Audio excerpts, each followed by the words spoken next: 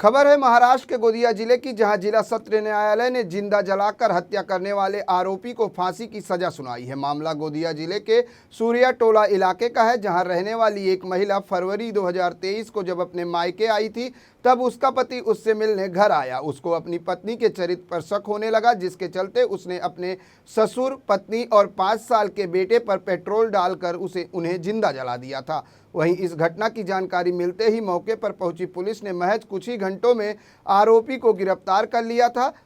Milli जानकारी के मुताबिक यह घटना 14 फरवरी 2023 को हुई थी। इस मामले में विभिन्न सामाजिक संगठनों ने आरोपी को मौत की सजा देने की मांग की थी। इस सिलसिले में कैंडल मार्च भी निकाला गया था। यह मामला गोंदिया जिले सत्र न्यायालय में चल रहा था। आखिरकार इस मामले में जिला सत्र न्यायालय ने अपना फैसला सुनाते हुए आरोपी को मौत की सजा सुनाई है। गोंदिया जिला सत्र न्यायालय के मुख्य न्यायाधीश NB लौटे की बेंच ने आरोपी को मौत की सजा सुनाई है। वहीं इस मामले में वकील विजय कोले ने कहा कि फैसले की पुष्टि के लिए हाई कोर्ट भेजा गया है और वहां से सजा पर अमल किया जाएगा। इस मामले की गंभीरता को देखते हुए नागपुर कोर्ट में कार्यरत सरकारी वकील विजय कोले को नियुक्त किया गया था और सरकारी वकील द्वारा कोर्ट में पेश किए गए महत्वपूर्ण सबूतों के आधार पर जिला सत्र न्यायालय ने यह फैसला सुनाया है।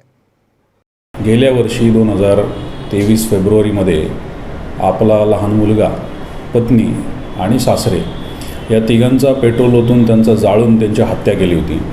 तिहेरी हत्याकांडाने पूर्ण शहर हादरलं होतं। सूर्यटोला नावाची जी जागा आहे, रामनगर पोलीस स्टेशनच्या हद्दीमध्ये जी वस्ती आहे, तिथल्या सगळ्या नागरिकांमध्ये एक प्रकारची भीती आणि चिडीचं प्रचंड रोष असलेलं असं एक वातावरण त्या ठिकाणी निर्माण झालेलं। आणि अशा परिस्थितीमध्ये याच्यामध्ये योग्य तो तपास केला, आरोपीला ताब्यात घेतलं आणि 1.25 वर्षाच्या आतमध्ये माननीय न्यायालयाने हा निकाल दिलेला आहे, ज्याच्यामध्ये मरोस्तवर फाशीची शिक्षा ही सुनावण्यात आलेली आहे। आरोपी किशोर शेंडे याला कलम 302 अन्वये याच्यामधले जे मृतक होते आरती, त्याच्यानंतर जय आणि देवानंद मेश्राम या तिघांनाही जाळून ठार मारल्याप्रकरणी फाशीची शिक्षा सुनावलेली आहे। आणि या केसमध्ये ही रेअरेस्ट ऑफ रेअर केस का होती, यामध्ये या आरोपींनी त्यांना तिघांनाही ते स्वतःचे त्याचे जवळचे नातेवाईक होते, त्यांना जाळून त्यांनी मारून टाकलं। त्याच्यानंतर दुसरी गोष्ट अशी होती की ते तिन्ही जे विक्टिम होते ते डिफेन्सलेस होते, कारण एक 4 वर्षाचा मुलगा होता, एक त्याची पत्नी होती 30 वर्षाची स्त्री, आणि तिसरा व्यक्ती जे देवानंद होते त्याचे सासरे ते पॅरालिटिक होते। त्यामुळं ही दुर्मिळातली दुर्मिळ घटना होती, म्हणून न्यायालयाने सारासार विचार करून आज या केसमध्ये गोंदियाच्या जिल्हा निर्मिती झाल्यानंतर त्यांच्या इतिहासातली पहिली फाशीची शिक्षा आहे। नवरा तर त्यांना खूप त्रास करत होते, तर त्यामुळे ते 2 महिन्याच्या पासून आमच्याकडे सुरतला राहत होती।